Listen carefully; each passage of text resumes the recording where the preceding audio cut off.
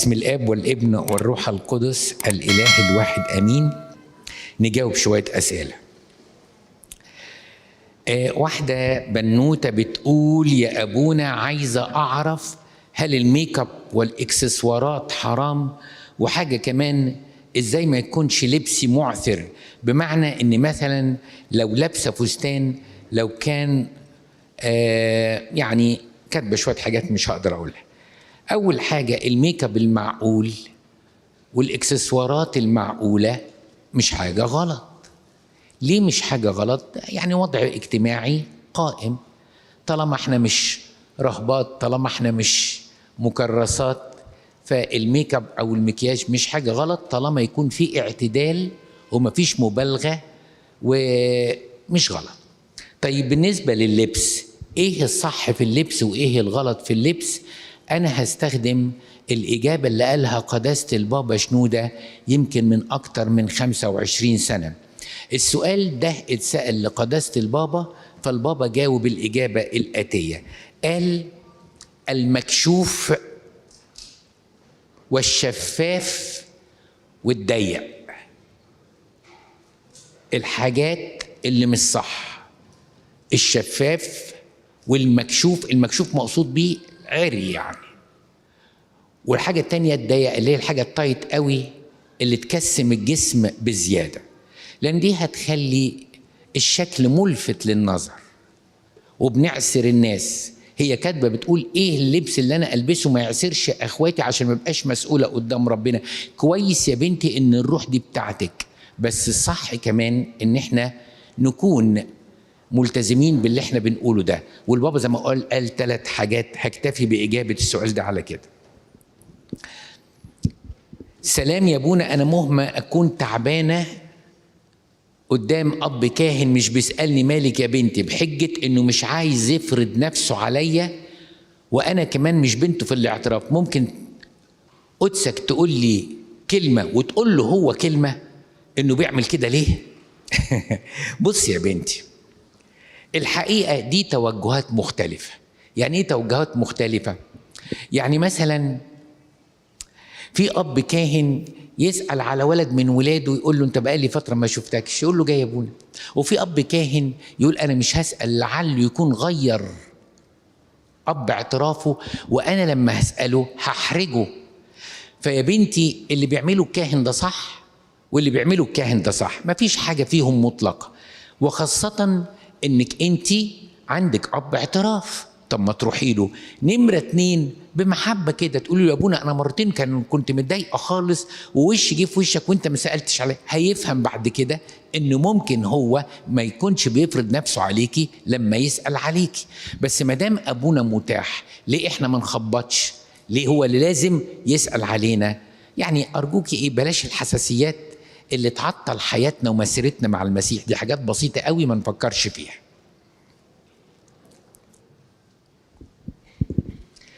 يا ابونا انا حبيت واحد في من كنيسة ما، مش عارف، مش هقول المحافظة بتاع، يعني محافظة من الصعيد وهي من القاهرة. الولد ده تجاوز معايا، انا ما كنتش موافق على التجاوزات دي. التجاوزات دي عبارة عن ان لمس جسمي، واعترضت كتير، وهو كان كل كلامه ان بيحبني وما بيعرفش يسيطر على نفسه معايا، ودي طريقة تعبيره عن الحب معايا.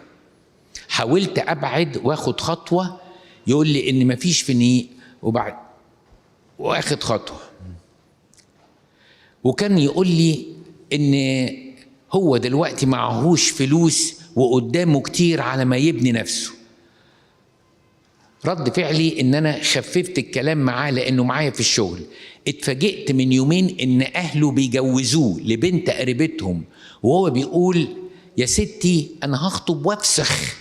انا اتصدمت ان عنده امكانية مادية ياخد الخطوة دي، وكان بيستغلني. انا مش عارفة هل اكلم اهله واشوف ارادة ربنا، ولا اسكت واتحمل غلطتي، لان انا من الاول صدقته وما بعدتش، مع العلم اني ما اعرفش عن والده او اهله اي حاجه، مش مسامحاه في اللي عمله في حقي. انا مش في كنيستك يا ابونا، بس ارجوك رد عليا وما تتجاهلش سؤالي. بص يا بنتي، دي نصيحة ليكي من الدرس اللي اتعلمتيه ولكل البنات، أن الطهارة مش اختيار. الطهارة مش اختيار. الكتاب المقدس بيتكلم على عذروية البنت في سفر نشيد الأناشيد، ويقول كده: حبيبتي جنة مغلقة. عارفين يعني إيه جنة؟ ينبوع مختوم. يعني إيه؟ يعني untouchable. البنت ما تسمحش لأي تلامس. يقول لك: أصل أنا بحبك، أصل ده طريقة تعبيري عن حبي ليكي. قولي له لو بتحبني تحترم المسيح اللي فيا، لأن أنا بتناوله، والمسيح قال: من يأكل جسدي ودمي يثبت فيا وأنا فيه. فهل أنت تقدر تتعدى بالشهوة على جسد المسيح؟ أنت لو قلت كده أمام الله يتلبش بالمسمار في الأرض. بس بقت في بنات خايبة وبنات خايفة إن لو عملت كده وخدت موقف يا هيسيبها. أهو سابك يا أختي، أخدت إيه غير إنك أنت عندك إحساس بالذنب إنك أنت سبتيه يمد إيده على جسدك. بص يا بنات، الولد المحترم اللي بيحب المسيح وفي قلبه مخافة الله يعلم تماما بالروح القدس اللي جواه الصح صح والغلط غلط.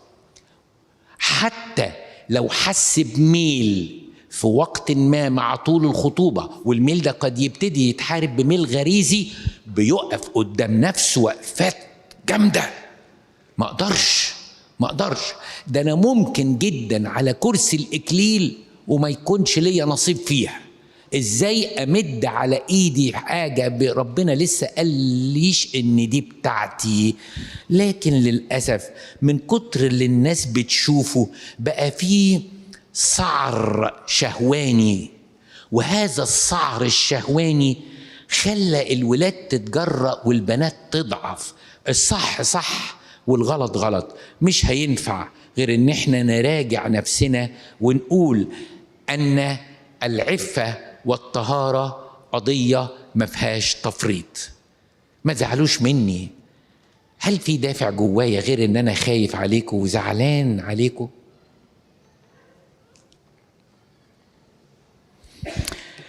أنا عارفة يا أبونا إن المشكلة طويلة، بس أرجوك اقراها كلها لأني مش هتصرف من دماغي لحد ما قدسك ترد عليا.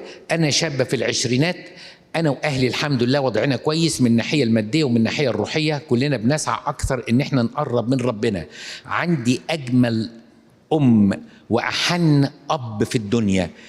أنا من فترة اكتشفت إن بابا يعرف واحدة ست تانية على ماما. قدسك هتسألني عرفت إزاي؟ من فضلك ما تقراش المشكلة كلها بصوت عالي من أول هنا، عشان كده مش هقرا من أول هنا. كاتبة كلام كتير قوي وطويل قوي. المهم إنها بصورة أو بأخرى هي عرفت حاجتين. الحاجة الأولانية إن بابا بيكلم حد غير ماما وكلام لطيف ومبالغ فيه. يعني هي متأكدة. هي بقى كل السطور اللي كاتباها ان بتثبت لي زي متأكدة من كده، يعني مش بتتهموا زور عشان ما اقولش متهيأ لك. واخدين بالكم؟ بس كاتبة كلام كتير قوي. والحاجة التانية ان بابا مرة ساب الموبايل وكنت بحتاجه، فبصيت على الهيستوري لقيته بيتفرج على حاجات مش لطيفة قوي. المهم تكلم على جزء تاني، ان انا بشتغل واوقات بابا بياخد فلوس مني انا وما بيرجعهاش. وشكي مش ان الفلوس اللي بيصرفها على البيت، لا، ممكن بيصرفها على الشخص اللي يعرفه ده. يعني العلاقة مستحيل اقول لحد من اخواتي ولا حتى اب اعترافي كل الكهنة يعرفوا بابا، لان بابا خادم وما اقدرش اصارح بابا بالحاجة دي. وفعلا بصلي كتير عشان موضوع سؤالي لقدسك، حاسة اني محتاجة اتكلم وارجع بابا زي ما كان، ان يكون بابا بتاع زمان. اعمل ايه؟ اتصرف ازاي مع بابا يا ابونا وارجع ثقتي في بابا تاني ازاي؟ هل انا فعلا محتاجة لدكتور نفسي؟ وممكن قدسك ترشدني لدكتور نفسي. انا من القاهرة. لا يا بنتي، انت مش محتاجة دكتور نفسي، انت عندك تروما، والتروما دي افقدتك اتزانك. وعايز اقول لو حد من الابهات والامهات بيسمعوني، اي بنت واي ولد بيكتشف ابوه في موقف بالشكل ده انه بيتفرج على حاجة وحشة او في علاقة غير الاب او غير الام، لا تتخيلوا التروما او الصدمة النفسية اللي بيعاني منها الولد والبنت. الصورة، البرواز الجميل، الحجر بتاع الاب والحضن بتاع الام بيتلخبط. الواحد بيحس انه عاش 20 سنة مخدوع في الاب ده، ومش يمكن كان في علاقات قبل كده وماما مش عارفة. طب انا ايش عرفني؟ طب العلاقة دي لأي مدى؟ تبقى مشكلة لو في علاقة كاملة. طب اعمل ايه؟ طب انا تعبانة. الولد بيتعب جدا، والولد يسقط من يعني الاب يسقط من عين الولد، والبنت تضطرب وتوصل ممكن لمرحله من مراحل التعب النفسي الجسدي. يعني يجي على جسدها، معدتها يجي لها مغص، تصدع من غير مناسبه. دي حاجات بتبقى اعراض فسيولوجيه نتيجه حاله سيكولوجيه ممكن تيجي لكده. علشان كده اللي بيبعد عن ربنا وبيعك النتائج دايما بتيجي على اهل بيته. فارجوكوا ملناش حل غير ان احنا نرجع لمخافة الله، وما نرجعش ونرجع لمحبة الله. لو حبينا ربنا مش هنلاقي فيه حاجة بتشدنا غيره، ولو خفنا ربنا وخفنا من الدينونة مش هتعمل اي حاجة تزعله مننا. عشان كده اللي بيحمينا حاجتين: محبة الله ومخافة الله. طيب انت يا بنتي تعملي ايه؟ انت بتقولي انا مش قادره اكلم الكهنه لانه ممكن يكون اب اعترافه في الكنيسه اللي بابا بيخدم فيها، وحتى لو بابا بيعترف عنده مش هيكون قايل له الموضوع ده. وفي الوقت نفسه مش قادره تقولي لاخواتك ولا تقولي لماما. اوعي تقولي لماما واوعي تقولي لاخواتك. وانت مش قادره تقولي لابونا، تعملي ايه؟ لازم تقولي انت، حتى لو مش بمواجهة وجه الوجه. لو انت مش قادرة تقفي قدام بابا العملاق اللي تربيتي على حضنه وحجره وتواجهيه بحاجة تعباكي، اكتبي قولي له: يا بابا كلنا تحت الخطية وكلنا تحت الألم. أنا يا بابا نتيجة مكالمات معينة عرفت إنك أنت بتكلم مين، وأنا مجروحة، لكن مش مشكلة، ربنا يستر عليا وعليك. أنا عاوزك ترجع بابا النقي الحلو. ما تقولوش إنه شفتي إنه بيتفرج على حاجات وحشة، مش وقتها، دي يتوب عنها مع الوقت. لكن أنا بتكلم الأول على العلاقة اللي ممكن تتطور وتوصل لخطية كاملة. علشان في آية في سفر حزقيال بتقول إنك لو أنت شفت الخاطي وما أنظرتوش بخطيته مات، تبقى مسؤول أمام الله إنه مات هالك بسبب خطيته. وإنك أنت لو قلت له على خطيته وهو ما تابش عن خطيته، بقى دمه مطلوب من فوق راسه، بقى مسؤول. فإحنا عندنا مسؤولية. عندنا مسؤولية. إيه المسؤولية دي؟ إن طالما إن ما فيش حد تاني هيقدر يتكلم معاه، أنا كنت أتمنى يكون أب اعترافه خارج نطاق خدمته وتقولي الأب اعترافه. لكن ما دام ما فيش والضرورة موضوعة، اكتبي جواب واكتبي فيه الكلام ده.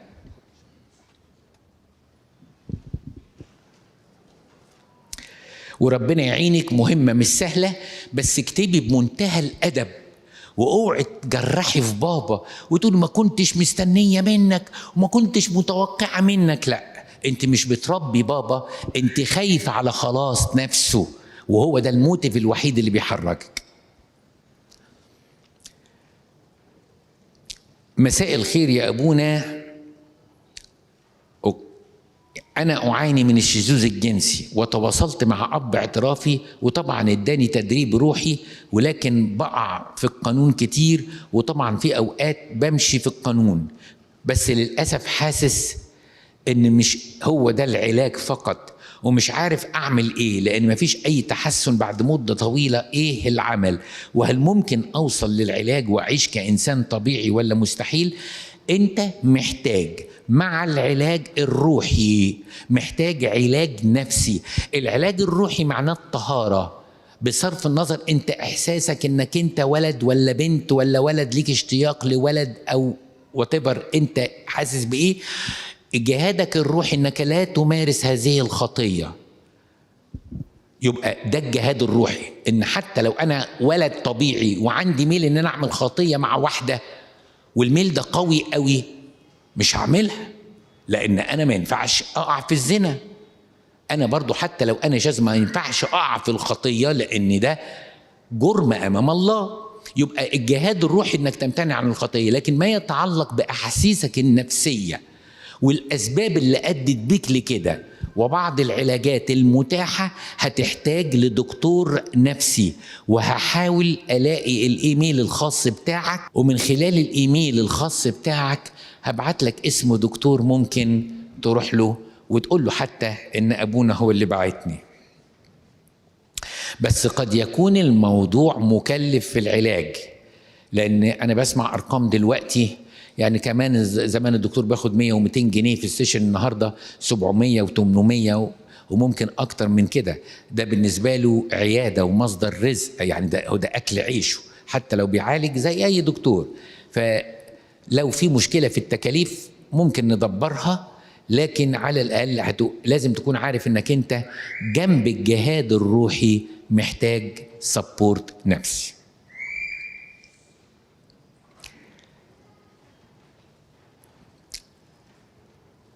أنا كنت بعت لقدسك قبل كده سؤال عن حماية المتحكم في كل تفاصيل حياة ابنه اللي عايزني أأكله 6 مرات في اليوم. وحماية إنسان صعب جدا جدا، اتسبب لي في التروما من معرفته 1.5 سنة عن قرب. من كتر ما هو غريب وصعب الطباع جدا، بقيت خايفة أخلف لحسن عيالي تطلع زيه. ولو لاحظت ان جوزي في اي تصرف بيعمل زيه بتوتر جدا واخاف من المستقبل، ونفسي بتضيق ونفسي بيضيق. من فتره دخلت في نوبه عياط مستمر لمده 3 ساعات بدون سبب فعليا، من كتر التوتر والضغط النفسي بسببه. وحقيقي بيمثل المثل اللي بيقول انا ومن بعد الطوفان في كل حاجه في حياته. ما بيعملش حاجه علشان حد، لكن بيتكلم بس ويعترض. في النقل والعزال بتاعنا ما بيساعدش ابدا ابنه الوحيد، لكن يفضل يتكلم ويقول الحاجه دي مش هتوصل وهتتسرق وهتتكسر، لكن ما يساعدش ودايما محبط قوي. ومؤخرا بقيت بلاحظ انه غيران من ابنه وطبعان فيه، علشان ابنه اللي هو زوجي الحمد لله مجتهد وربنا كرمه بشغله مرتب حلو، عينه على المرتب، وكل حاجه ابنه بيجيبها يبقى عاوز منها ويقلده، ويطلب من ابنه حاجات مبالغ فيها في السعر، زي مثلا لا تقرأ هذا المثل حاضر. مع العلم انه عمه اللي هو يعني حماية مولود كده من زمان وعنده 75 سنة، يعني هو بيطلب من ابنه طلب يعني زيادة شوية، طلب زيادة شوية. فالطلب الزيادة شوية ده أنا مش هقدر أقوله طبعا، لكن أنا شايف بأمانة أنه مبالغ فيه. يعني أنت يا بنتي معاكي حق أنك أنت تعترضي. طب الحل إيه؟ أول حاجة تتكلمي مع جوزك وتقولي له عمر ما بابا هيكون محتاج ونتأخر، لكن إن بابا لما يكون عرف إن إحنا وفرنا مبلغ حطيناه في البنك وعرف الرقم ده ويطلب إن نصرفه عليه، لا ده زيادة، ده سيلف سنترد، ده بقى منحسر في ذاته وبيطلب انه ياكل ويشرب عرق واحد تاني، وللاسف ده عرق ابنه. حاجه صعبه قوي. طيب ابني انا او جوزي انا قال لا ده ابويا وما اقدرش واعمل له اللي هو عايزه والى اخره، لا هنا نقول له نسمع راي واحد من بره ولعله يكون مرشد روحي كويس من الكنيسه يا بنتي، ساعتها هيسمع ان ده مش رايك انت، لان هو ممكن ياخد رايك انت بحساسيه عشان ده حماكي بتقولي كده. لا خدي راي حد تاني لو سمحتي، بس انا شايف طبقا للي كاتباه انت معاكي حق يا بنتي. سلام يا ابونا، انا بحب اخويا الصغير جدا وهو مراهق، وبدات الاحظ عليه بعض التصرفات انه واقع في الخطيه الشبابيه، وفهمت ده لاني كنت واقع فيها وماشي في طريق الجهاد ضدها، انا دورت في تليفونه وعرفت انه بيشوف مواد اباحيه، وكمان لقيته عامل سيرش على حاجات مثليه. مش عارف المفروض اتصرف ازاي معاه، وحاسس بيه جدا، وعارف انه تايه وانه اتضحك عليه من اصحابه، وبحس ان مش من حقي اكلمه، وانا اساسا وقعت في الخطيه دي قبله، بس انا بحاول كتير قوي اقوم منها وامشي في طريق التوبه. انا ما قلتش لبابا وماما، وقلت له بيني وبينه انا عرفت وان جسده مش من حقه يعمل فيه اللي عايزه، وحضنته واخدت منه التليفون وقلت له هيكون سر ومش هقول للبيت، ارشدني يا ابي اتصرف معاه ازاي. اللي انت عملته مع اخوك لغايه دلوقتي جيد، وقول ده معناه دعوه من الله ان انا اجاهد اكتر واشد في حياتي الروحيه مع ربنا اكتر عشان اقدر اقوم اقف على رجليا واوقف اخويا.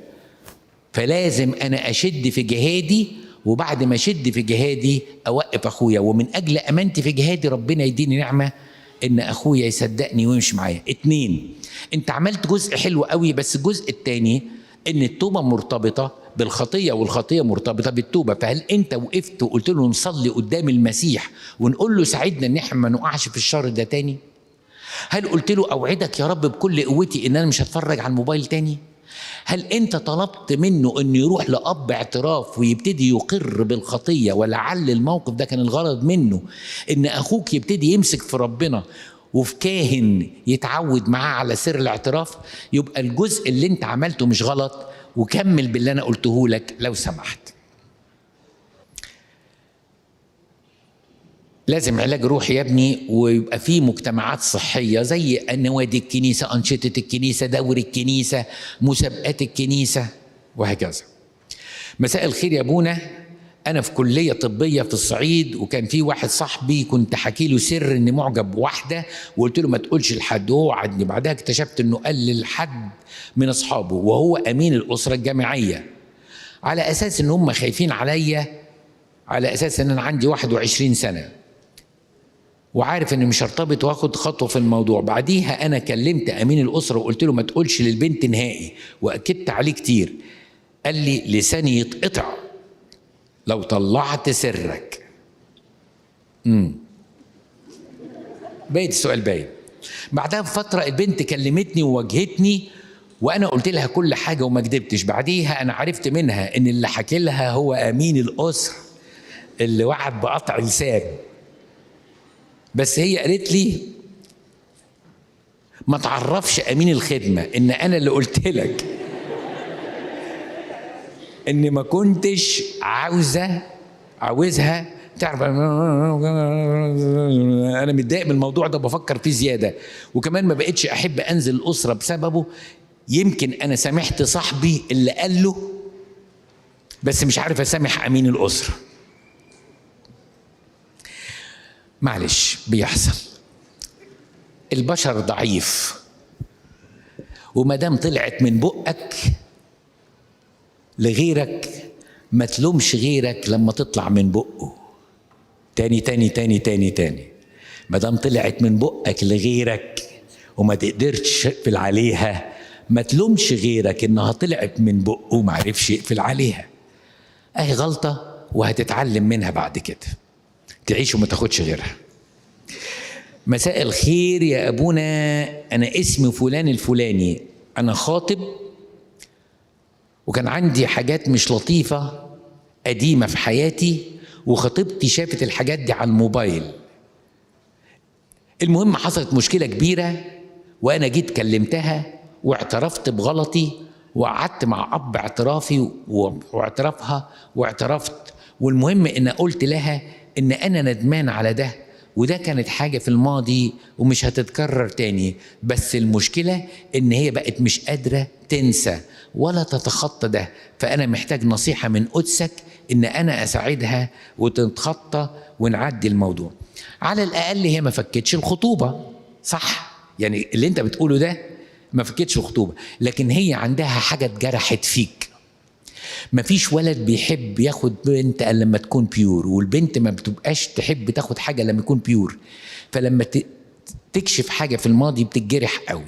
وعايز اقول لكم حاجه يا جماعه، العماره بتتبني في كام قد ايه؟ لو عماره مثلا 11 دور تاخد قد ايه؟ سنتين عبال ما تتشطب مباني وتشطيب مثلا. لو نزلت عليها قنبله او صاروخ بتتحول التراب في ايه؟ في دقيقه. عشان تتبني تاني محتاجه ايه؟ هكذا الثقه. الثقه لا تمنح بالوعود، الثقة تكتسب بالوقت. يعني لو انت قلت لي انا امين يا ابونا اديني 1,000,000 جنيه اوصلها لك وانا صدقتك، لا، يبقى الغلط مش فيك انت، الغلط فيا انا، لان مهما وعدتني انا ما اعرفكش. لكن امتى اديك ال1,000,000 جنيه توصلها؟ لما اكون في عشرة بيني وبينك وعرفتك. فالثقة تمنح، مش كده؟ الثقة منحت وتهدد في لحظة. عشان تتبني محتاجة ايه؟ سنتين تبني العمارة من اول وجديد. فانت هتدفع الثمن، وكويس انك هتدفع الثمن، يعني انا مش زعلان. اول حاجة عشان نعرف ان اوقات كتيرة قوي اللي بنعمله في الخفاء ينادى به في السطوح. وربنا لما بيستر مرة واثنين وثلاثة، يعني ربنا ستر عليك تروح انت سايب الحاجة بتاعتك برضو. يعني ربنا ستر عليك تروح انت سايب تذكار الشر الملبس الموت عشان حد تاني يتفرج عليه ويشوفه. يا اخي حاجة خلصت تخلص، الكشكول بتاع الماضي كله ده يترمي. ما هو برضو كون انك محتفظ بالحاجة دي ده قلقني، ان ممكن توبتك ما كانتش كاملة، ويمكن ربنا فضح الموضوع ده عشان بيدور على توبتك الكاملة. فخلي بالك يا ابني ان الموضوع هياخد وقت، وانا عذرها في كده، ولعل ده ربنا يستخدمه من اجل خلاص نفسك بعد كده. اخر سؤال عشان وقتنا.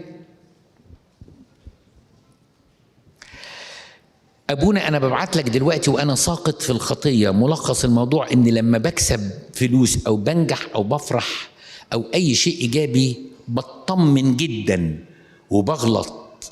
يعني بلاحظ دي جدا، بدل ما اقول اشكرك يا رب، لا، بروح اغلط.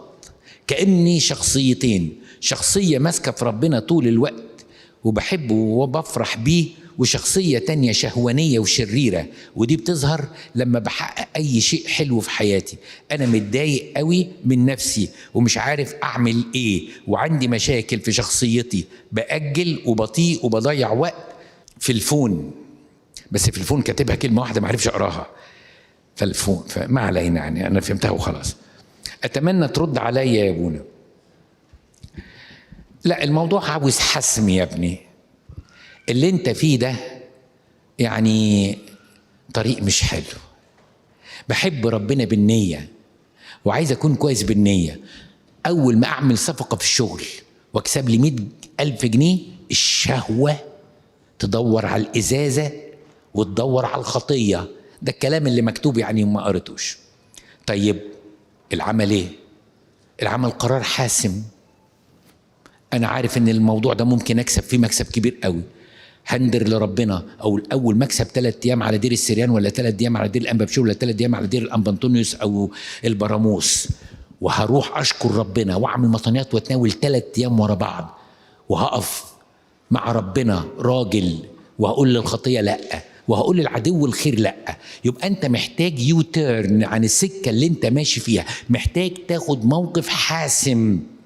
لكن تفضل كده كانك انت بتعلن واقع. اعمل ايه؟ انا وحش وشهواني، ماسك في ربنا وعندي شيزوفرينيا، واول ما تجيلي فلوس عارف ان انا هعك. كانك انت بتمهد ان لما تجيلك فلوس تاني هتعك تاني. الحقيقه لا، لازم يكون في وقفه مع النفس، رجع الى نفسه.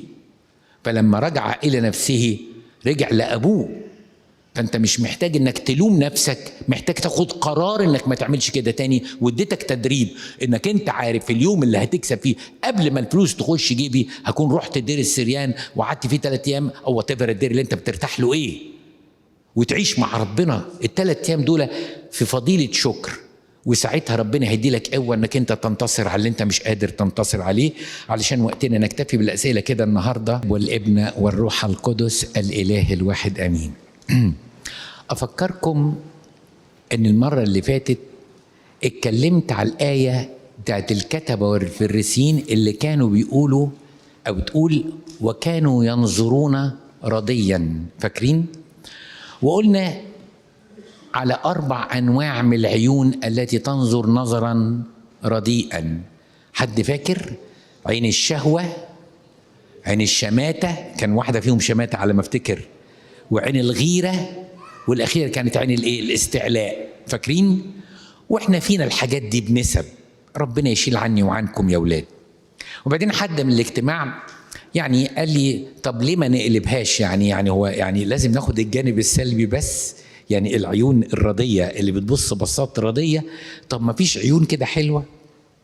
فالحقيقة هكمل الموضوع من الناحية الإيجابية، وزي ما اتكلمنا على 4 أنواع من العيون الردية المرة اللي فاتت، هتكلم معاكم النهاردة على 4 أنواع من العيون اللي تعجب ربنا قوي قوي قوي قوي.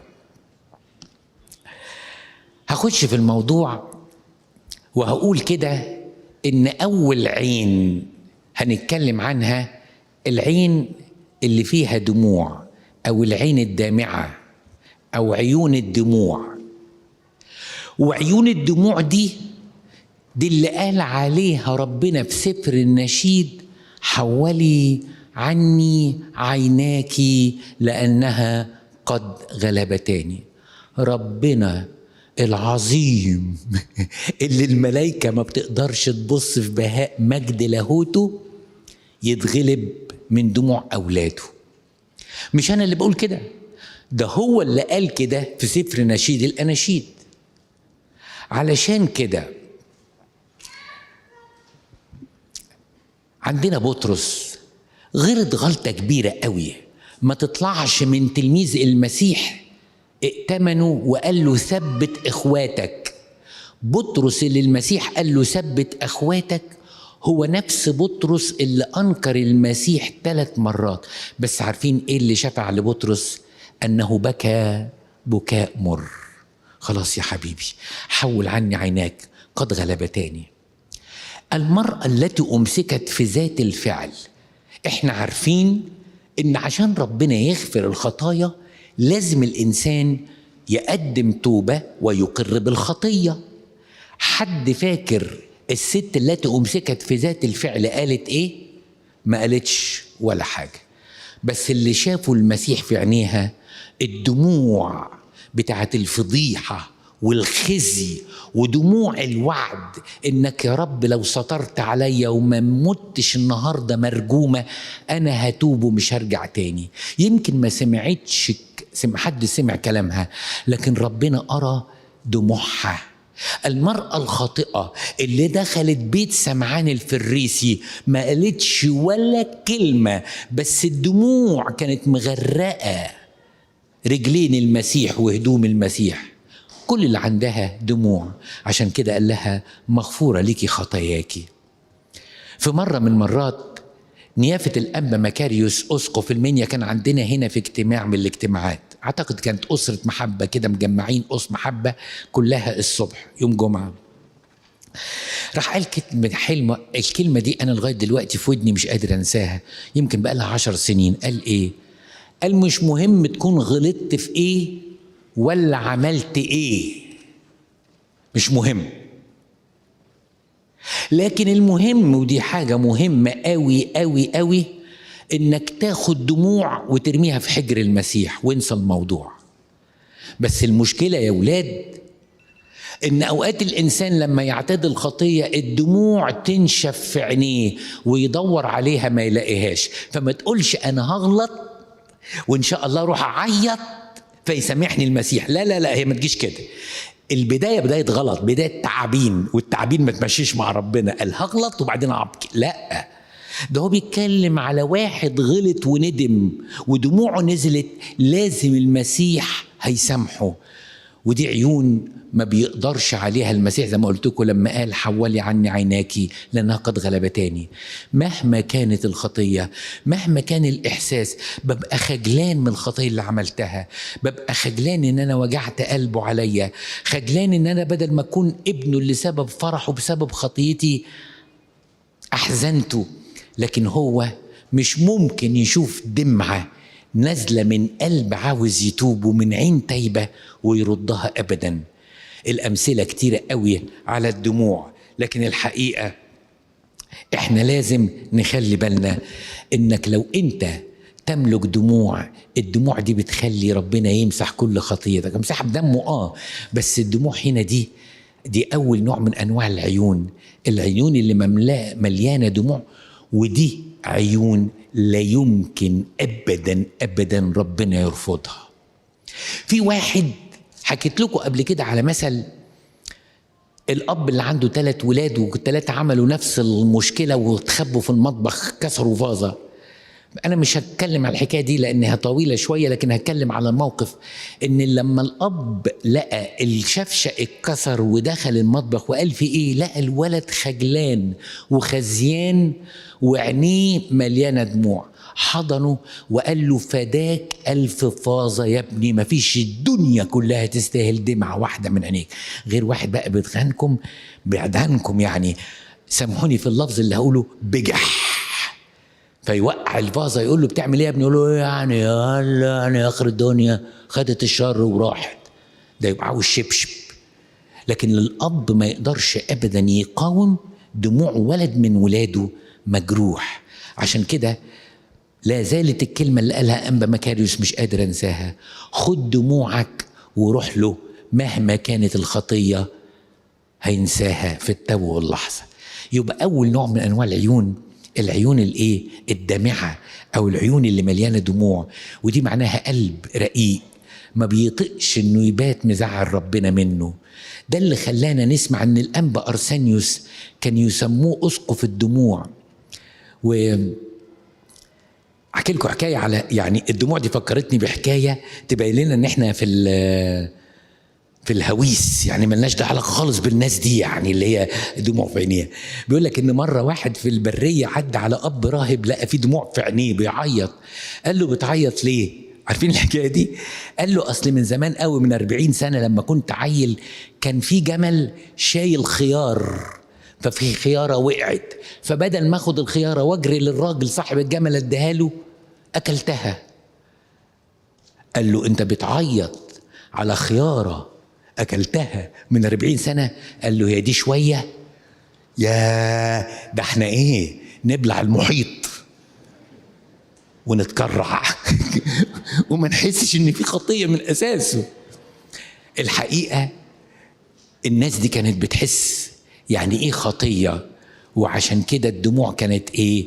دموع نقيه مش ممكن ربنا يردها ابدا. تاني نوع هنسميها العيون المترجية. يعني ايه العيون المترجية؟ تترجى الله. وكلمة رجاء يعني ليا ثقة ورجاء في ربنا، فأنا بعيني أنا عارف يا رب إنك هتعمل كذا كذا ومش هتخزيني. أو رجاء بمعنى إن أنا أسأل كتير، أترجى الله. والعيون دي لا يمكن ربنا يخذلها أبدا. أديكوا أمثلة من الكتاب المقدس ومن الحياة. كان في واحد اسمه يهوشافاط. حد فاكر يهوشافاط ده؟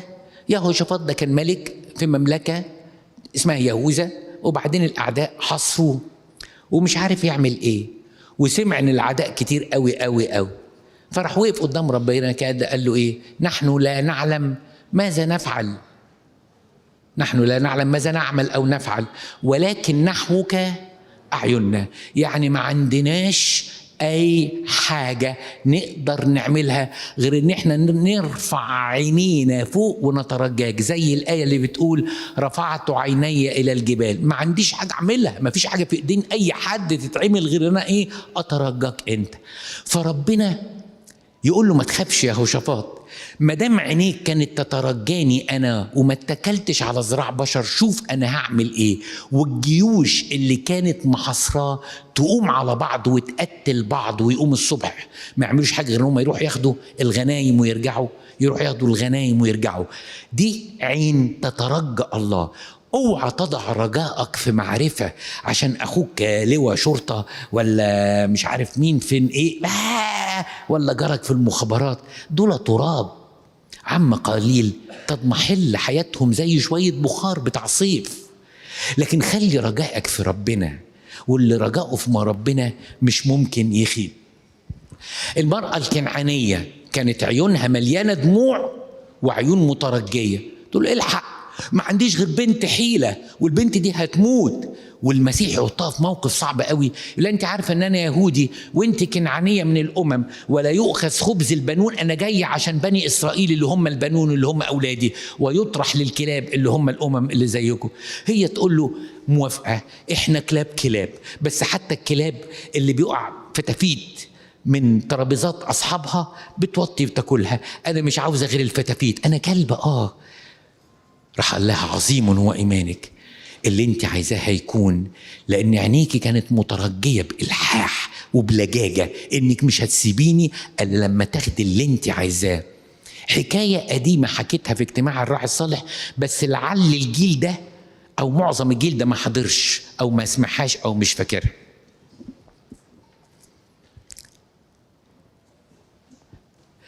لا بلاش الحكايه دي عشان يمكن يكون بعضكم فاكرها. اقول لكم حكايه تانية.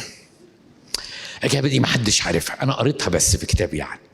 الحكايه دي بتحكي عن في ام في الاسكندريه. الام اللي في اسكندريه ديت كان عندهم عوز شديد شديد شديد، فوقفت تصلي قدام ربنا تقول له ده مأجره اوضه فوق السطوح يعني، لا في اي حاجه في البيت،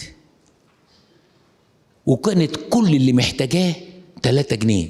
اصل 3 جنيه دي لها معنى، يعني هتفك ازمتها ب3 جنيه. فمش عارفه تعمل ايه.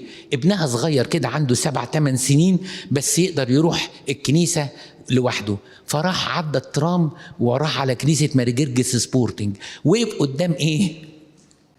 ماري جرجس. بس علشان امه كانت بتعيط الولد حاسس انه مجروح قوي، فوقف قدام ماري جرجس وعيط، وراح قال له يعني مامي بتعيط مش عارف اعمل ايه. بيقول انه حس ان في حاجه اترمت على الارض، بيوطي لقى 3 جنيه ملفوفين، فرجع لامه جري قال لها ماما انت كنت عايزه ايه؟ قالت له عايزه 3 جنيه. قال لها ادي 3 جنيه. قالت له جبتهم منين يا واد؟ ما هو خايفه الواد يكون لطشهم من الترام ولا بتاع عمل حاجه يعني. قال له ولا حاجه، انا كنت بصلي وبقول لمرجرجس انك انت عينيكي بتعيط، فبصيت لقيت الفلوس. قالت له لا استنى، راحت حاطه الطرحه على راسها وراحت لابسه شبشب في رجلها وراجع الكنيسه عشان ترجع ال3 جنيه، لان دول مش بتوعها، دول تحت صندوق الندور بتاع ماري جرجس. وهي داخله تقابل مين في وشها؟ المتنيح ابونا بشوي كامل. فقالت له ساب الواد انا جاي ارجع ال3 جنيه. قال لها ايه ال3 جنيه؟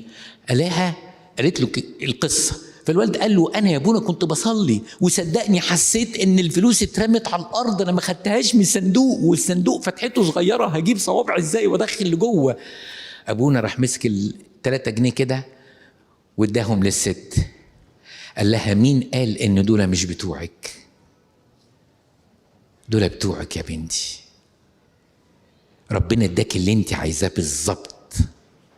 ما كانوش 5 جنيه ولا 2 جنيه، هي طلبت 3 جنيه هتاخدي 3 عشان اثبت بس ان انا اللي ورا المعجزه دي. فالواد خدها وفرح قوي. اتكتبت يعني كيس ماري جرجس سبورتنج، قصه قديمه قوي يمكن قريتها من 20-25 سنه بس لسه عالقه، ان العين المترجيه الله وما حطتش رجائها غير في ربنا، ربنا هيتصرف ازاي ما اعرفش. اقول لكم الحكايه الثانيه.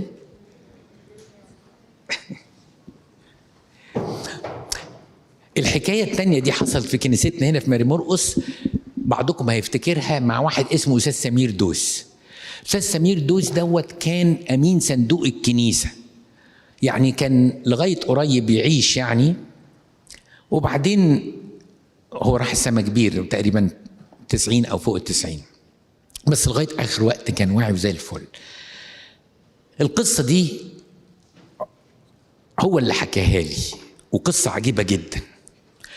القصه دي ان كان عندنا هنا في تقليد في ماري مرقس في صوم العذراء ان في صندوق معمول لاخوه الرب، وفي اخر الصندوق في ال15 يوم يطلعوا يجيبوا لحمه ويجيبوا محشي بتنجان، مش عارف ليه لازم ياكلوا محشي بتنجان ابيض وهبر لحمه. وتيجي الستات بقى بتوع مصر الجديده الراقين يقعدوا كده في حته اسمها الوليمه، يفضلوا طول النهار عارفين لما بيدحرجوا اسمه ايه اللي انا لسه، البتنجال، وبعدين يقوروه. ما هو انت لازم تدحرجه وبعدين تقوره، بس انتوا ما شفتوش الحاجات دي، كله بيتباع دلوقتي جاهز متقور. يعني زمان كانت الستات تعمل كده. ما علينا، ما شفتوش انتوا الايام دي. المهم، فالستات تيجي كلها تعمل بتنجال، وبعدين تحشي البتنجال واللحمه يسلقوها. والناس البسيطه اللحمه لازم تتاكل هبر، يعني مكعب كده يملى العين. يعني يفتحوا في اليوم ال 14 او يوم ال 13 السنه دي عشان يجيبوا اللحمه ويجيبوا الرز ويجيبوا البتنجال. طبعا الرز ساعتها كان بقرشين ساغ، انا بتكلم على اوائل الخمسينات يعني، او سنه 50. قصه قديمه قوي. وهو كان شاب صغير يعني في العشرينات من عمره، بقول لكم عاش لسن ال90، عاش فتره طويله بعد كده. المهم يعني كل الفلوس اللي كانت في الصناديق، عشان الكنيسه ساعتها كانت بترسم الايقونات، فكانت كل الفلوس رايحه على مباني الكنيسه ورسامه الايقونات. فما كانش في فلوس كتير في الكنيسه. لقوا كل الفلوس اللي موجوده ايه؟ تجيب الرز وتجيب البتنجال، لكن ما فيش هوبر. والناس كلها جايه. وده اليوم اللي بيتعمل بقى لاخوه الرب. فراح لابونا ابراهيم لؤى الله يرحم نفسه، كان الكاهن الموجود في الكنيسه. قال له ابونا ابراهيم نعمل ايه؟ نعمل ايه؟ قال له الحقيقه مش هنعمل حاجه، ربنا ما سمحش. ربنا قال على قد اللي موجود احنا هنشتغل، واحنا مش هنستلف من حد، فاحنا هنجيب للناس محشي والسنه الجايه نعوضهم باللحمه. الكلام ما عجبوش، ما لدش عليه. فالمسبح ده على اسم الست العذراء. فالقداسات الصباحيه في ال 15 يوم في عيد العذراء بتتعمل على المسبح ده. فهو ما قلعش الدنيا بعد القداس، وركع على ركبه ماسك المسبح، وقاعد يعيط ويتخانق مع ربنا، يقول له ما تكسرش بخاطري وما تكسرش بخاطرهم. انت قلت يا رجاء من ليس له رجاء، يا معين من ليس له معين. يعني ياكلوا بتنجان، ما بياكلوا بتنجان كل يوم. هو احنا عاوزين ايه غير اللحمه؟ والصناديق ما فيهاش، والصناديق ما فيهاش. فراحوا قالوا الحق يا ابونا، كان ابونا ابراهيم لؤى بقى قاعد في المكتب ده، الحق ده سمير قاعد بيعيط وماسك في المسبح وقاعد يخبط وبيتخانق مع ربنا. بس ابونا بقى ايه؟ انسان كده ايه، روحاني وتقيل قوي. قال لهم ماله سمير؟ بتخانق مع ربنا. بتخانق معاكم انتوا؟ قالوا لا ما بتخانقش معانا. طب ما تسيبوه يتخانق مع ربنا، وانتوا مالكم انتوا؟ دي حاجه بينه وبين ربنا سوء. قال له اصل سمعنا بيقول لحمه ومش لحمه واقف على المسبح ويقول لحمه، يعني الدنيا مش. قالوا محدش ليه دعوه خالص. عارفين فضل قد كده على ركبه قد ايه؟ نص ساعة، ساعة بس، ما كانش حاجة قليلة يعني، ما كانش 5 دقايق. كان في واحد اسمه عزوز الله يرحمه. خلي بالكم بقى، لأن دايما بحكي كده بقول خلي بالكم. عارفين باب القاعة اللي بيطل على شارع بيروت مقفول بسلسلة. مقفول بإيه؟ بسلسلة. فمقفول بسلسلة، خليكم معايا، يعني ما حدش يقدر يخش. وساعتها مصر الجديدة كانت ناس قليلة قوي قوي قوي قوي، والمسيحيين معروفين بالعيلة. يعني الكنيسة نصها فاضي، المناولة بتخلص في 5 دقايق، ده في يوم الحد. الناس قليلة قوي. فلا واحد اسمه معزوز جاي، يا ابونا ابراهيم، يا ابونا ابراهيم، عامل هيصة كبيرة قوي قوي. فمالك ايه ده؟ في ايه؟ الراجل مسروع. قال له الحق يا عم ابراهيم، يا ابونا ابراهيم. قال له ايه؟ قال له لقينا بقرة مربوطة بحبل في الباب ومكتوب عليها ندر للست العذراء، جاية في اليوم ال14 والوليمة بكرة.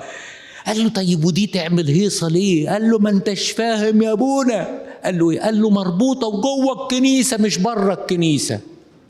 حد فاهم حاجة؟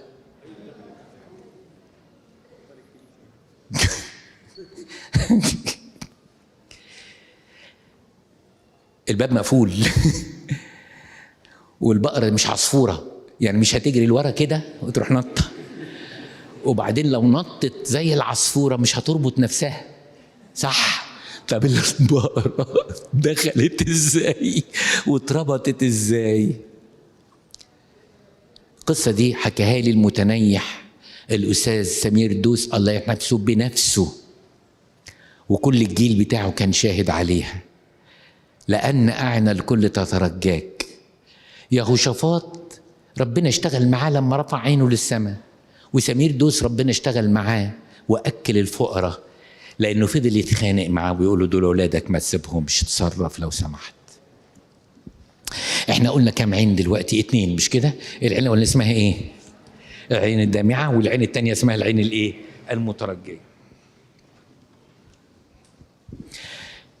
العين التالتة الحلوة اسمها العين الشاكرة. ده واحد بقى كده عنده إحساس بالامتنان، وعنده إحساس إنه ما يستاهلش كل اللي هو عايش فيه، وعنده إحساس إن عينيه قاعدة تقول لربنا من غير ما يفتح بقه أشكرك يا رب، أشكرك يا رب، أشكرك يا رب. العين دي بتفكرني بمثل جه، مش مثل، معجزة حصلت في إنجيل معلمنا ماري لوقا. في إنجيل معلمنا ماري لوقا بيحكي إن كان في 10 عندهم مرض البرص. 10 عندهم إيه؟ مرض البرص. دي بقع بيضة قريبة من برد البهاء بتاع دلوقتي بس مختلف شوية. المهم يعني هو ما بقاش موجود مرض البرص ده انيمور، لكن أقرب حاجة ليه البهاء، وكان زمان علامة للخطية. المشكلة مش في ليه، المشكلة في ايه؟ ان في 10 عندهم برص، 9 يهود وايه؟ وواحد سامري. راحوا للمسيح وقالوا له الحقنا واشفينا، الحقنا واشفينا وطهرنا. فالمسيح شفاهم بكلمة وقال لهم روحوا شوفوا الكهنة وبعد كده يعني وإلى آخره. شفاهم. فراحوا بقى عشان يفرحوا ويقدموا الشريعة ويعملوا اللي المطلوب منهم، وال10 فص ملح وداب. مين اللي رجع؟ 9 اليهود؟ السامري. وسجد لغاية الأرض وقال له أنا ما استحقش أفضالك عليا يا رب اللي أنت عملته معايا وشافتني.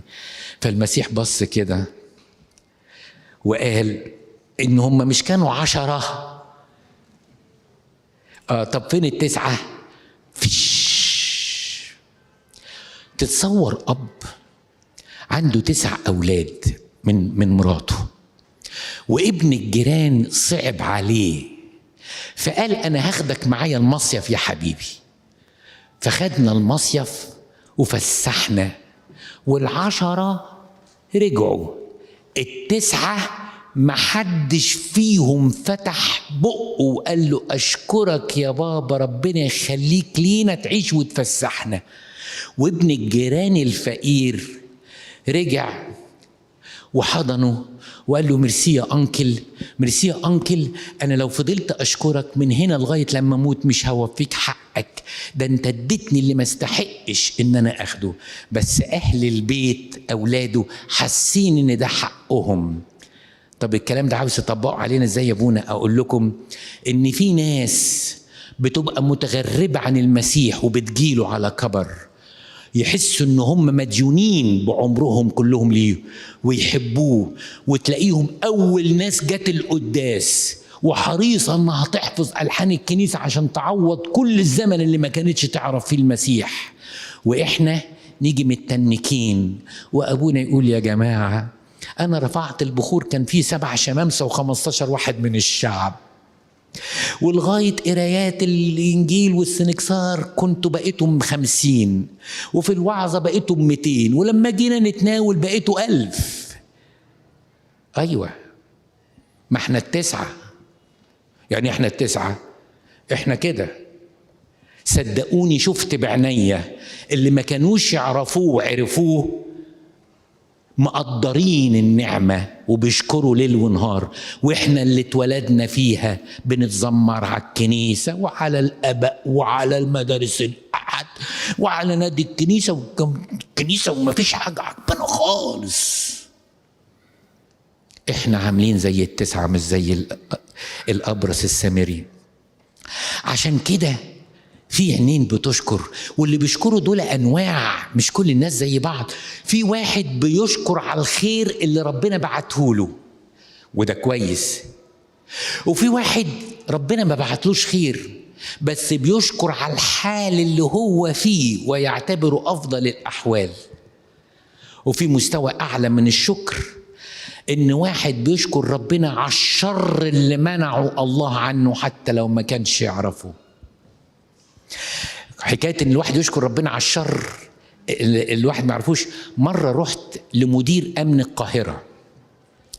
مدير امن القاهره ده كان يعني دي حاجه قليله انها تحصل، لكن كان انسان مسيحي وانسان كان على خلق قوي. كان في مشكله لولد من ولادنا، فانا كنت رايح بقول له احنا ماليش سلطان ان اقول له خرجه، لكن كل اللي اقول له انه مش عاوز يتعامل وحش في الاسم لغايه لما اتعرض على النيابه. فالراجل كان متفاهم قوي، وبعدين راح قال لي عارف يا ابونا القصه دي بقى لها 30 سنه. عارف يا ابونا عايز اقول لك حاجه، شغلي في الشرطه وفي مدير اداره، لا كان مدير اداره النجده يا ربي، مش مدير مديريه، مدير اداره النجده، المسؤول على اللي هو كان في التليفون اسمه 122 ولا 123 اللي هو النجده يعني. فبيقول لي انت عارف في شغلتي دي من كتر اللي بسمعه كل يوم من بلاغات وحوادث، ما هو لازم يبقى في ريبورت عند النجده بكل الحوادث اللي بتحصل على مستوى القاهره، بشكر الله كل يوم لما اخش بيتي واسجد ان انا واهل بيتي بخير. مين فينا بيشكر انه وصل بيته بخير؟ حد فينا بيشكر دي؟ ارجع تاني لانواع الشكر، واحد بيشكر على خير، واحد بيشكر على وضع هو فيه، واحد بيشكر على شر ربنا منعه. واحلى درجه من درجات الشكر انك تشكر ربنا على امور صعبه جدا جدا جدا تمر بيها، وساعتها الشكر بيبقى صعب على العاطفه لكن ذبيحه امام الله مقبوله. افتكر ولد كنت بخدمه زمان انا وقدس ابونا بشوي في احد اجتماعات الشباب في الكنيسه، مش عايز اقول تفاصيل يعني. والولد ده كان ملاك، كان عنده ألمس 21 سنة، وبعدين حصل في الشقة اللي هم فيها انفجار نتيجة تسريب غاز، بيولعوا نيون، انتوا عارفين النيون بيعمل شرارة كده. البيت انفجر لدرجة ان ابواب الشقة والشبابيك كلها اتخلعت وطارت في الهواء. الولد للأسف اتمسكت فيه النار، اتعالج هنا شوية واتعالج بره مصر شوية. الولد ده 21 سنة ملوش أخت ولا أخ تاني. وعلى ما افتكر كانت الصلاة في ماري جرجس ما كانتش عندنا. صوروا ولد وحيد مفيش غيره ويموت موتة مؤلمة جدا. اتعالج هنا شوية ودوه بره شوية، بس من كتر الألم توفى، ما قدرش جسمه يحتمل الألم. موتة صعبة جدا جدا، إلا موتة الحريق دي يا ولاد. ووقف أبوه طلب إني يقول كلمة، ولن أنسى هذا الموقف طول أيام حياتي. قال له أشكرك يا رب، أنا مش عايز أقول اسم الولد، على ابنك فلان، إنك متعتنا بملاك بيصلي لمدة 20 سنة ودلوقتي هو فوق بيكمل صلاة بأسلوب تاني ويشفع فينا. أشكرك يا رب أن صار لنا شفيعا خاصا بتاعنا احنا، أنا وأمه، مش بتاع أي حد تاني.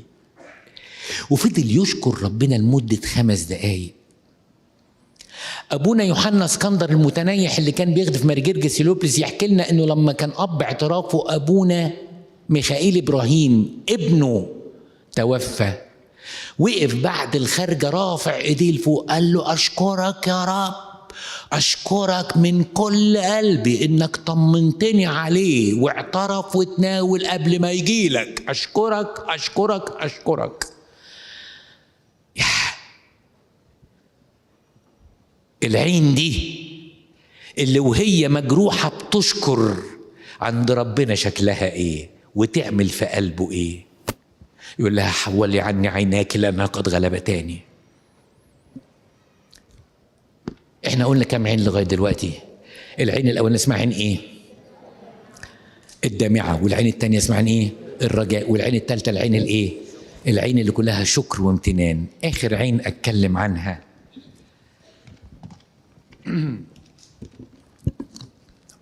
العين المميزة. مش هتفهموا يعني ايه العين المميزة دي لازم أحكي لكم عنها.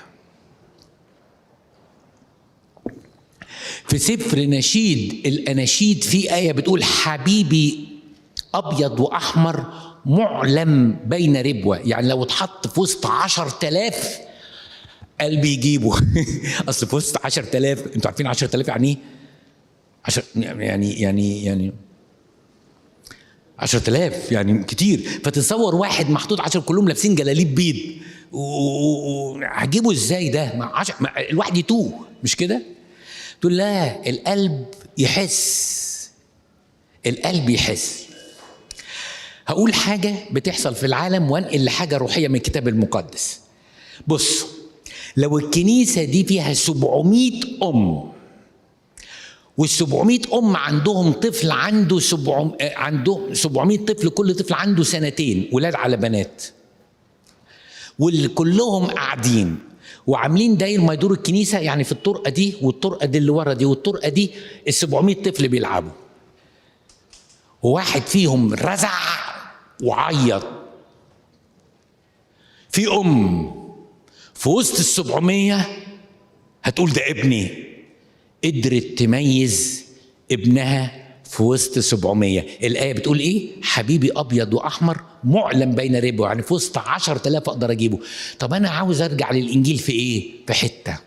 فاكرين لما المسيح ظهر على طبرية وكانوا بيصطادوا السمك وشافوه من بعيد؟ ما هم في وسط البحر برضو، على البلاج الناس قد كده يعني، فمش، أو على الشط يعني الناس قد كده. بس في واحد صرخ وقال هو الرب. مين اللي قال هو الرب؟ يوحنا. ليه؟ عينه ما تخيبش، ده حبيب قلبي. عارفين حبيب قلبي يعني ايه؟ يعني ممكن المسيح يكون موجود وظاهر للكل، بس مش بصورته اللي انتوا عارفينها، بس واحد بس هيقدر يشوفه. دي اسمها العين الايه؟ المميزة. فاكرين القصة بتاعت الأنبا بشوي لما المسيح قال ان انا هظهر واقول للرهبان؟ فاكرين الحكايه دي ولا لا؟ ده انتوا خدتوهم في KG 2 دي. فكل الرهبان ايه؟ راحوا. والانبا بشوي كان يعني اكبرهم سنا، او يعني كان متقدم في الايام، يعني صحته ما تجيبش. الوحيد اللي شافه كان مين؟ الانبا بشوي، وقال هو الرب، والوحيد اللي شاله. فربنا ممكن يكون موجود في وسطينا، بس مش كل الناس تقدر تشوفه. العين المميزة، العين اللي بتحب تقدر تميز ربنا وصوته وتصرفاته في حياتها. بدليل ان المسيح الى خاصته جاء وخاصته لم تقبله، لان عاوزين المسيح بمواصفات. اللي بيحب يقول لك ده صوت ربنا، لا ده وانا بصلي النهارده حسيت باحساس، يا خبر ابيض، ده انا حسيت ان انا كاني شفت ربنا في القداس النهارده. مش كل الناس بتشوف ربنا. كان إليشع وجحزي تلميذه متحصرين في وسط مدينة، فخاف قوي جحزي، قال له الأعداء حوالينا من كل مكان وملاش مخرج. فراح بص كده ربنا قال له افتح عيني الغلام، خلي الغلام يشوف اللي أنا شايفه وهو مش شايفه. فلما طلب الطلبة دي من قلب جحزي شاف قد إيه السماء مليانة قوات سمائية وفرسان جاية تحارب عشان إليشع وعشان جحزي. يعني المنظر كان موجود، بس مش كل الناس ايه؟ شافته. فواحد يشوف ربنا يقول هو الرب، هو الرب. انا ممكن احكي لك الحكايه بتاعت ال3 جنيه بتاعت ماري جرجس، فواحد يقول هو الرب، والتاني يقول لك صدفه، حظ، لو كان اي حد مكان الولد ده كان لقى ال3 جنيه واخدها وروح بيها. في كده وفي كده. بس اللي بيحب ربنا عنده قدره على تمييزه أكتر من أي حد تاني. كل لما تكبر في العلاقة مع الله، الأمور بتبقى واضحة. وكل لما تغمض عينك عن العالم، الموضوع بيبقى أسهل. عشان كده البابا شنودة قال في القصيدة بتاعته: هو ذا العين قد أغمضتها عن رؤى الأشياء علي أن أراك. اللي عينه مليانة ومش عاوز حاجة من الدنيا بيقدر يشوف المسيح.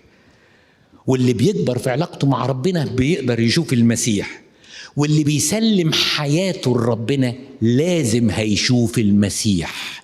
ازاي؟ معرفش. في امور في حياتي ما اقدرش احكيها لحد فيكم، لكن يشهد الله عليا ان لا كان ليها حسابات بالمنطق ولا بالكمبيوتر ولا باي حاجه. اتشالت ازاي، اتحلت ازاي، اتعملت ازاي، هو الرب.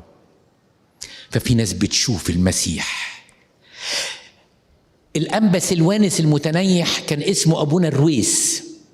في 40 يوم بتاعت الدير اللي احنا بنقضيها ككهنة عشان نستلم طقس القداس، جه في آخر يوم قعد معانا قال على فكرة عايز أقول لكم حاجة، سيبوكم من المبروك بتاعت اول الكهنوت ده، وانت بقى يعني انت داخل الكنيسه مبروك بقى، بيعملوا لك زفه بقى، مبروك النعمه ومبروك النعمه، مبروك يا ابونا، مبروك يا ابونا، مبروك علينا، مبروك عليك، مبروك علينا، مبروك. قال لك سيبك من ده كل ده. الكهنوت ما فيهوش رحمه. عمل يعني بمقاييس البشر يعني هو عمل مبهج قوي بالله، لكن انا بتكلم على اللي هو قاله لنا. قال ما فيش رحمه. مهما عملت، لو قاعد تقف مع واحد تزقه 9 سنين و9 سنين في اليوم، انت غبت يوم او غفلت يوم لكن ابونا ما عملش معايا حاجه، هتتخبطوا جامد وهتتعبوا جامد وهتظلموا جامد. بس الامين هيشوف ربنا كل يوم يقول هو الرب. دي عين فيها افراز. فبنقول له ازاي هنشوف الرب؟ قال لا لا لا، دي حاجات ما تتقالش. مين انا عشان اقول لك هتشوف ربنا ازاي؟ بس هتشوف ربنا ويشهد عليا ربنا ان انا شفته، مش رؤى العيان بس شفته. مره يقول لي بطل دماغي جدير كنها شويه انا اللي هتصرف، ومره يقول لي انت بتعتمد على الفلوس، طب الفلوس هضيعها وهعمل اللي انت عايزه، بتعتمد مش عارف. يا خبر ابيض، ده انا تعبت، ربنا تعب. بس في ناس كده مخها يعني ما علينا يعني ايه، صعبين شويه كده، فبيجي كده لازم ربنا. بس في الاخر بتفرح انك انت شفته. قلنا 4 أنواع من العيون النهارده. انا خلصت. العين الاولاني عين فيها ايه؟ دموع. والعين التانية فيها عين ايه؟ رجاء. والعين التالتة فيها عين ايه؟ شكر. والعين الرابعة ايه؟ فيها تمييز، تميز الله. لو انت قافل على نفسك في احزانك مش هتشوف المسيح، لانك هو عاوز يخش ويعزيك وانت مش راضي. لو انت بتسلم له حياتك هتشوفه كل يوم. ارجوكم ادوا فرصة لربنا يعلن عن ذاته في حياتكم. لإلهنا كل مجد وكرامة الآن وإلى الأبد، آمين.